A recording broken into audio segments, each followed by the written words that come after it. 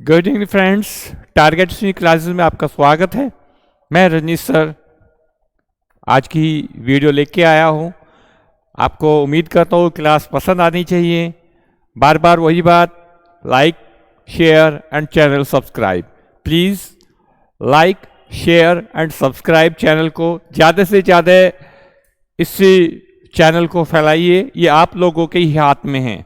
ठीक है, मैं स्टार्ट करता हूँ। मॉडर्न हिस्ट्री का एक टॉपिक शुरुआत करते हैं, ज़्यादा बात न करते हुए। एक बुक है,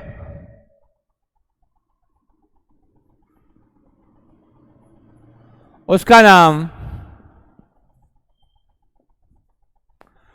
फर्स्ट वार ऑफ इंडिपेंडेंस।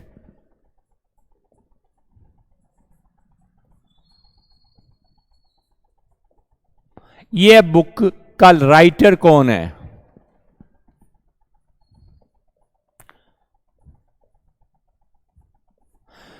इसका राइटर है वीडी सावरकर। वीडी सावरकर। अब वीडी सावरकर कौन? पूरा नाम विनायक दामोदर सावरकर। विनायक दामोदर सावरकर ने 1904 में बंबई में अभिनव भारत नामक संस्था की स्थापना की थी। अभिनव भारत नामक संस्था की स्थापना की थी मुंबई में। क्लियर? अब सवाल आपका, ये तो मैंने शुरुआत की है क्योंकि मैं हमेशा एक जीएस में क्रांति लाने का बीड़ा उठाया है। स्टूडेंट पढ़ते हैं, कहते हैं सर याद ही नहीं होता। याद ना होने के कारण बार बार कहता हूँ, देखो मैं भी 20 क्वेश्चन ला सकता हूँ, उसमें आपका 1-1.5 घंटा चला जाएगा। इसका बताओ, इसका बताओ। यहां पर मैं कोशिश आपको एक करता हूँ, जैसे ये book first war of independence का लेखक वीडी सावरकर, विनायक दामोदर सावरकर ने 1904 में अभिनव भारत नामक संस्था की स्थापना मुंबई में की थी। अगर मैं आपसे पूछूं, जैसे सावरकर आईएपी कहाँ है? सावरकर आईएपी इंटरनेशनल एयरपोर्ट है आपका पोर्ट ब्लेयर में।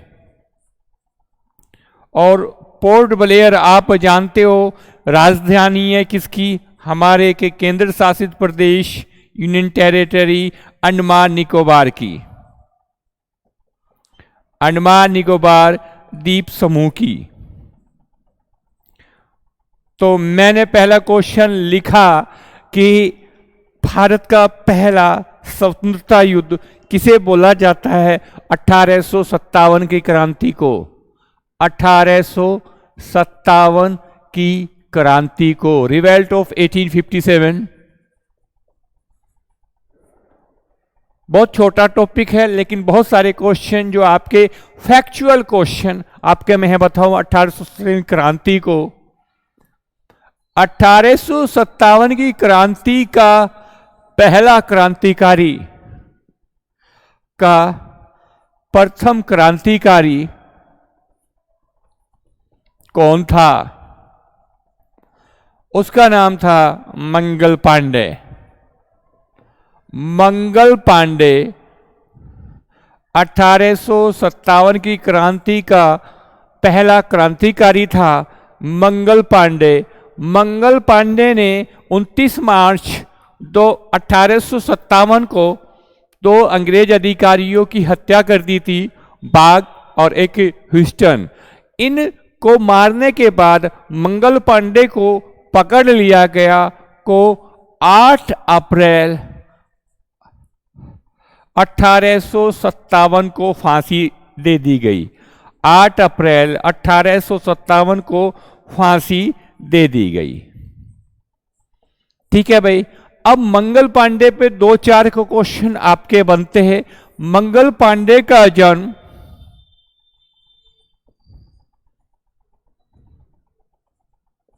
कहां हुआ था? नागवा गांव। नागवा गांव और ये बलिया, यूपी, बलिया यूपी। नागवा गांव में मंगल पांडे का जन्म हुआ था। बलिया जो जिला है वर्तमान में यूपी की कौन सी दिशा का जिला है? वर्तमान में यूपी का पूर्वी दिशा का जिला, पूर्वी दिशा का जिला। क्लियर? बलिया जो है किस मंडल में शामिल?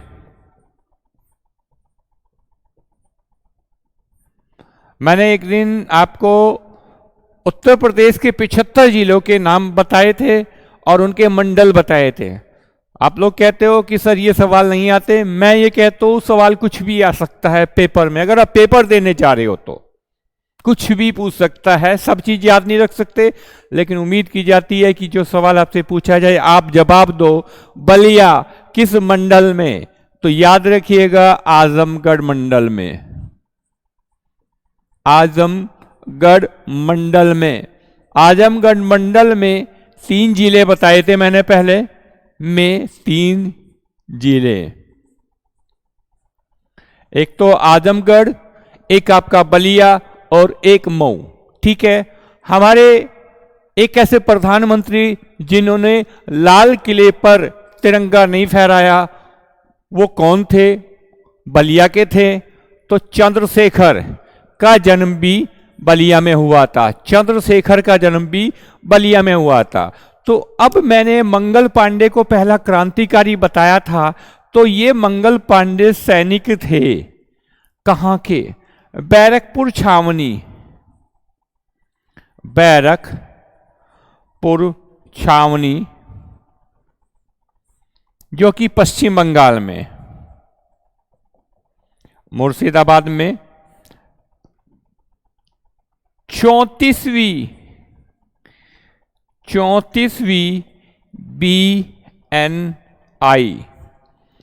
BNI Bengal native infantry regiment का एक जवान था, सैनिक था।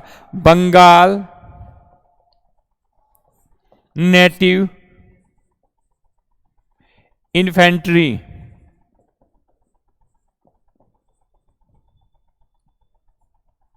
इन्फेंट्री। क्लियर? अब मंगल पांडे को फांसी की सजा दे दी गई। इसके बाद अगला क्वेश्चन,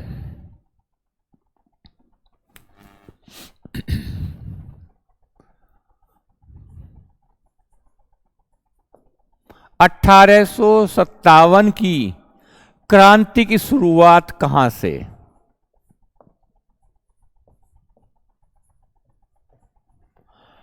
कहां से? आप जानते हो 1857 की क्रांति की शुरुआत मेरठ से हुई।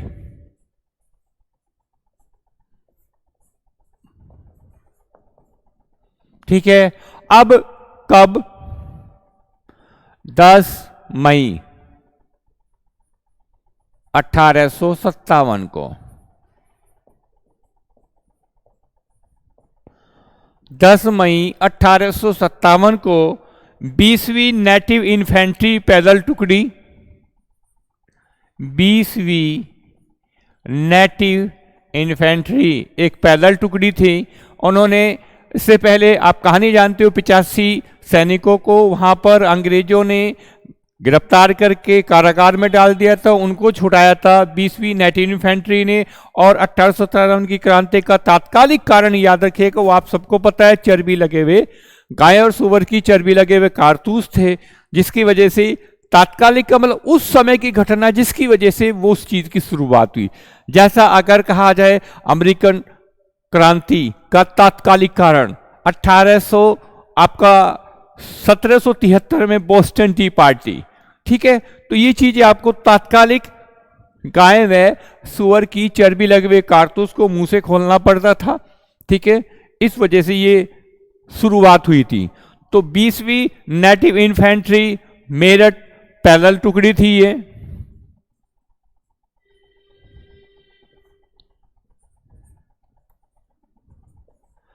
और जो विद्रोह किया था वो धन सिंह कोतवाल थे मेरठ के, उन्होंने ये विद्रोह की शुरुआत की थी, क्रांति की शुरुआत की थी। ठीक है, अब ये यहां से यह क्रांति होनी कब थी? चलो एक सवाल पूछा जाता है, यह क्रांति होनी थी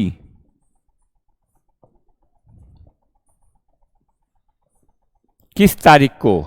31 मई को।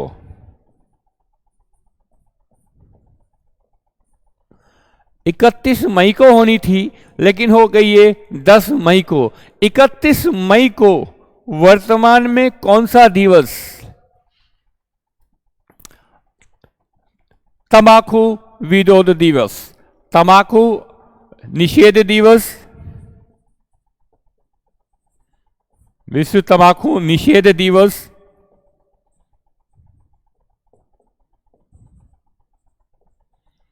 इस तंबाकू में गुणसूत्र, अब आप कहोगे जी मॉडर्न हिस्ट्री में ये गुणसूत्र क्यों डालते हो आप? ये मेरा तरीका है भैया। तंबाकू में निकोटीन, और तंबाकू की खेती कौन लेके आया? तंबाकू जो लेके आए थे वो पुर्तगाली लेके आए थे। ये मॉडर्न हिस्ट्री का क्वेश्चन है। ठीक है भाई, अब जब ये क्रांति हुई 1857 की क्रांति,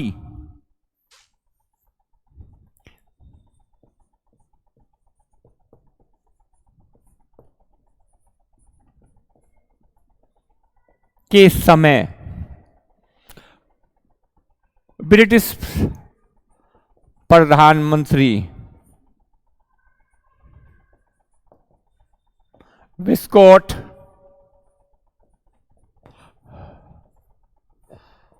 पामस्टर्न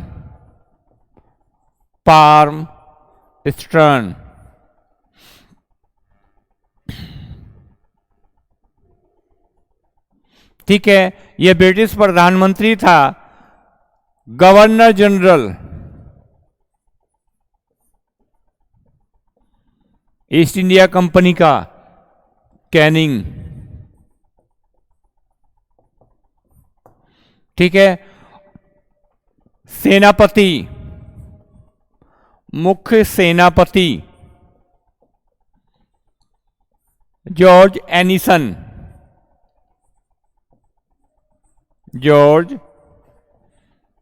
एनिसन। सेना का मुख्यालय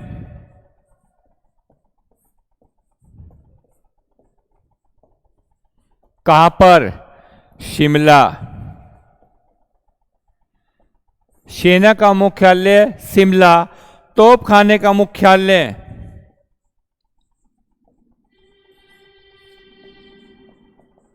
मेरठ, जहां से क्रांति की शुरुआत हुई थी। ठीक है भाई, ये जो अब आपकी क्रांति हुई, इसके बाद 11 मई को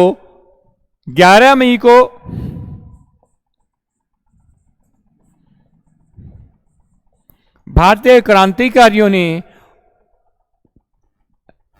भारत के मुगल शासक बहादुर शाह जफर को इस क्रांति का नेतृत्व सौंप दिया। 11 मई को बहादुर शाह जफर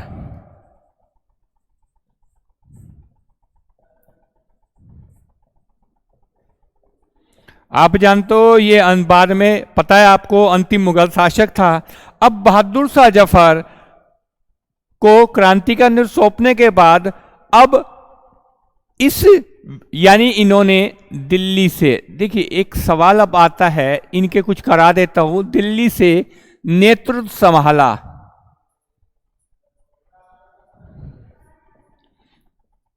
बहादुर शाह जफर ने। बहादुर शाह जफर ने, किसने? बहादुर शाह जफर। आप जानते हो ये अंतिम मुगल शासक था। अब दिल्ली से जब नेतृत्व संभाला था तो अंग्रेज अधिकारी कौन था? अंग्रेज अधिकारी जिसने इस विद्रोह का क्रांति का दमन किया उसका नाम था निकलसन और हडसन।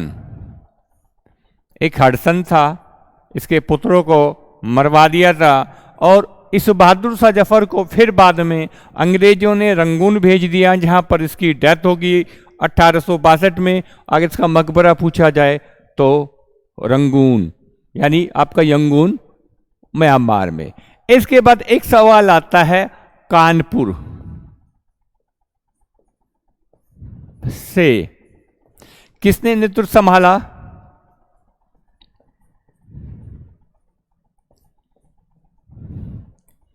उसका नाम था नाना साहब और तात्या टोपे। वे तात्या टोपे। अब इन दोनों के बारे में बताने से पहले मैं आपको बताना चाहता हूं अंग्रेज अधिकारी कौन था। Campbell, Colin Campbell. ठीक है भाई। अब देखिए, नाना साहब बाजीराव सेकंड का दत्तक पुत्र था। अंग्रेजों ने इसकी पेंशन खत्म कर दी, तो जिसकी वजह से इस क्रांति में इन्होंने भाग लिया। नाना साहब का रियल नेम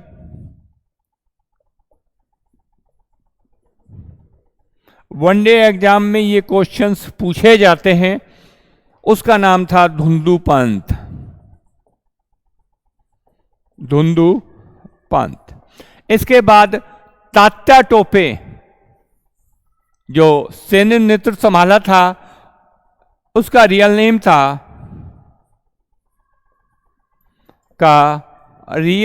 था रामचंद्र पांडुरंग। रामचंद्र पांडुरंग।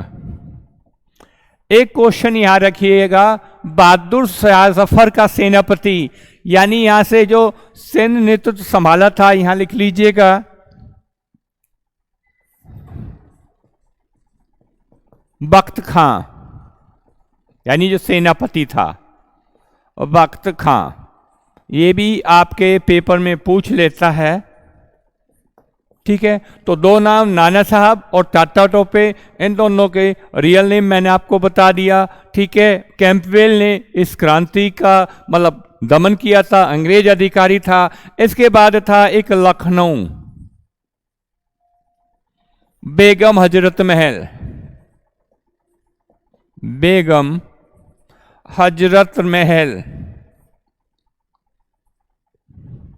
और एक था बिरजिस कादिर, जो कमाइयों का पुत्र था, बिरजिस कादिर। और अंग्रेज अधिकारी था यहां पर, अंग्रेज अधिकारी जिसका नाम था कैंपबेल। ये मैचिंग में सवाल आ जाते हैं। कैंपबेल अवध, लखनऊ यानी अवध, अवध को ब्रिटिश साम्राज्य में मिलाया था। किस व्यक्ति ने, किस गवर्नर जनरल ने मिलाया? डलहौजी ने। ये डलहौजी की राज्य अपहरण नीति भी बहुत मेन कारण है इस क्रांति का। ब्रिटिश साम्राज्य में मिलाया डलहौजी ने। कब? 1856 को, कुशासन के आधार पर। किसके आधार पर? कुशासन के आधार पर, याद रखिएगा।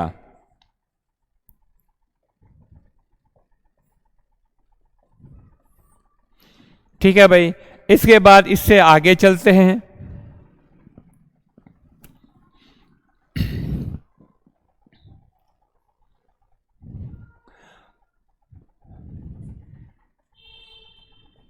झांसी की रानी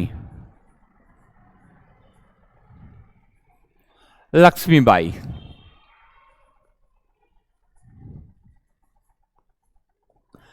लक्ष्मीबाई का जन्म वाराणसी में। कहाँ? वाराणसी में। और लक्ष्मीबाई का जो बचपन का नाम था मणिकर्णिका। लक्ष्मीबाई के पति गंगाधर राव। गंगाधर राव। दत्तक पुत्र दामोदर। कौन? दामोदर राव। दामोदर राव। अब ये बताइए, झांसी उत्तर प्रदेश में है, क्लियर। इस झांसी को डलहौजी ने मिलाया कब? ईयर जिस सन में भारत में पहली बार रेल चली, 1853 को। और किस आधार पर मिलाया? गोद निषेध सिद्धांत। गोद निषेध सिद्धांत था। यानी अगर किसी को पुत्र, रियल पुत्र नहीं होता था तो उस साम्राज्य को, उस राज्य को भी अंग्रेज अपने ब्रिटिश साम्राज्य में मिला लेते थे। गोद निषेध सिद्धांत। मैंने आपको बताया 1853 में भारत में पहली बार रेल चली थी, झांसी।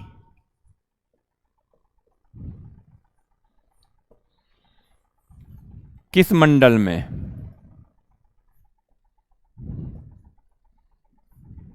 ये क्वेश्चन आने वाले यूपी पुलिस, यूपी के एग्जाम के लिए बहुत इंपॉर्टेंट है। झांसी किस मंडल में? झांसी मंडल में। और झांसी मंडल में 3 जिले याद रखिएगा, झांसी, जालौन और ललितपुर। ठीक है भाई। इसके बाद यहां से आगे चलते हैं। झांसी लक्ष्मीबाई को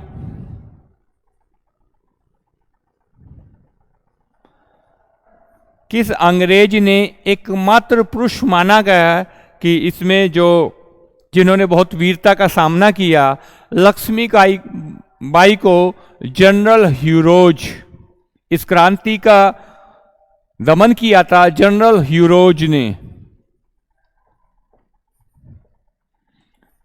इस क्रांति का दमन किया था। अब इसके बाद एक आता है इलाहाबाद।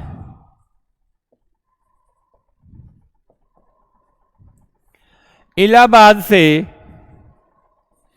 क्रांति का नेतृत्व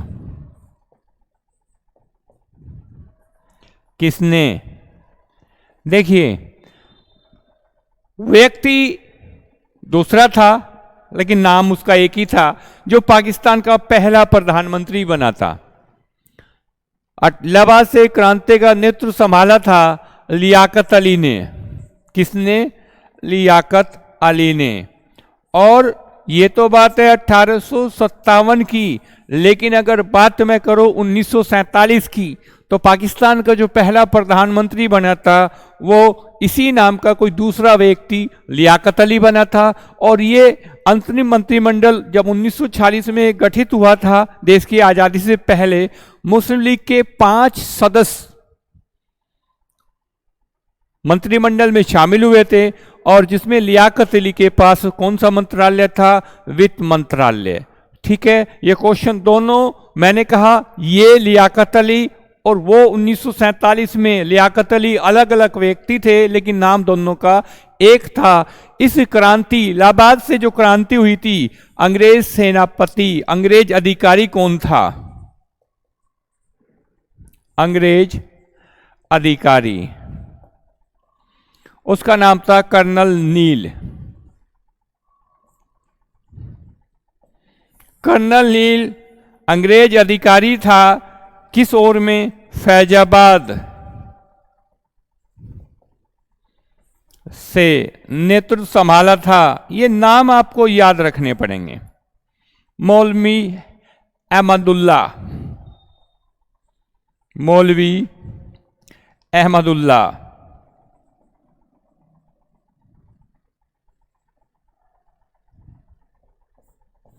ठीक है भाई। अब यहां से भी इसने नेतृत्व संभाला था। एक प्रसिद्ध नाम है बरेली,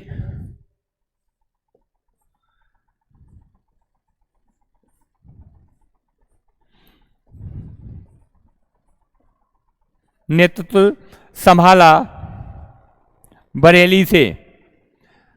तो नाम देख लीजिएगा उसका, बरेली। खान बहादुर खां।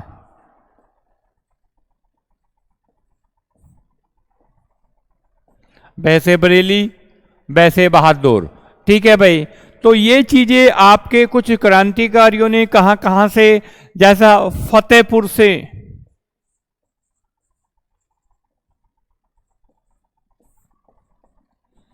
अजीमुल्ला,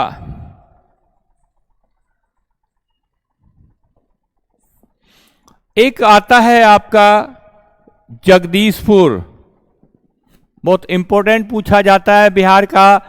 एक जमींदार जगदीशपुर, बिहार से, बिहार के जगदीशपुर से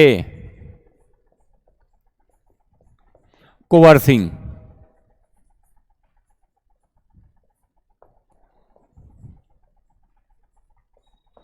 ठीक है भाई। अब सवाल पूछता है इस क्रांति का जो प्रतीक चिन्ह था, का प्रतीक रोटी और कमल, लोटस, कमल का फूल, भारत का, हमारे देश का राष्ट्रीय पुष्प।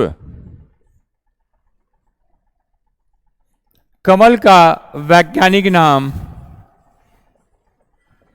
क्या? नेलंबो न्यूसिफेरा गार्टन, नेलंबो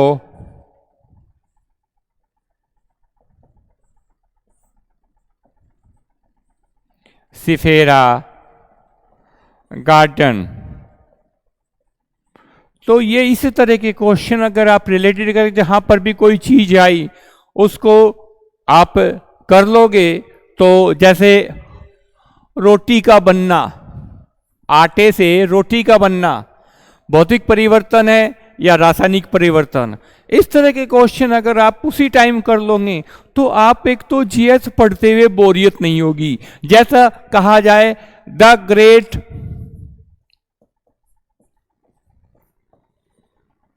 रिहेबिलियन पुस्तक किसने लिखी है? उसका नाम है अशोक मेहता। ये अशोक मेहता ने 1977 में भारत में पंचायती राज कितने स्तरीय? 2 स्तरीय का विचार दिया था, 2 स्तरीय का विचार दिया था। अब अगर आप इन चीजों पर गौर करें तो आपके पेपर में कभी भी कोई भी सवाल किसी भी तरीके से पूछ सकता है, और उससे पूछने के बाद अब आप ये तो नहीं कह सकते कि भैया एक तरफ से पूछिए भैया, वो तो आप कहीं से भी पूछ सकते हैं, इस विचार दिया। ठीक है। पंचायत त्रिस्तरीय बलवल राय मेहता। तो ये कुछ जगह है, जैसा बिहार का हुआ। और एक सवाल और मैंने पेपर में आ चुका है कि 1857 की क्रांति से अछूता, बिल्कुल वहां पर उसका असर नहीं पहुंचा। 1857 की क्रांति से अछूता दक्षिण भारत रहा, और दक्षिण भारत का कौन सा? मद्रास। पूरी तरीके से यहां पर इस 1857 की क्रांति का कोई प्रभाव नहीं पड़ा मद्रास में। तो ये छोटी छोटी रियासतों ने आपस में अपना वो किया, और किसी ना किसी का कोई भी ये एक संगठित तरीके से नहीं हो पाया, और जिसकी वजह से ये फिर बाद में इस क्रांति को अंग्रेजों ने दबा दिया, क्योंकि उनके पास काफ़ी अच्छे हथियार वगैरह थे, जिसकी वजह से ये क्रांति दबने के बाद अंग्रेजों ने फिर एक कमीशन आया था, पेपर में पूछ लेता है कि 1857 की क्रांति के बाद सेना का पुनर्गठन किया गया था, तो कौन सा कमीशन आया था सेना का पुनर्गठन करने के लिए? उस कमीशन का नाम याद रखिएगा, सेना का पुनर्गठन। यानी यहां पर अंग्रेजों ने भारतीयों के सैनिकों की संख्या कम कर दी, और गोरखाओं इन सब की सैनिकों की शुरुआत कर दी, और अवध के सैनिक सबसे ज्यादा थे। सेना का पुनर्गठन, पील कमीशन। पील कमीशन,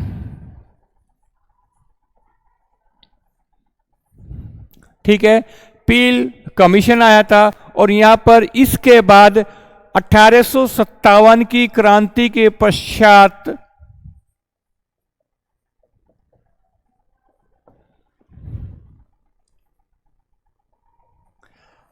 पहला विद्रोह, उसके बाद और कौन सा विद्रोह हुआ जो इस क्रांति के बाद हुआ, उसे बोलते हैं नील विद्रोह।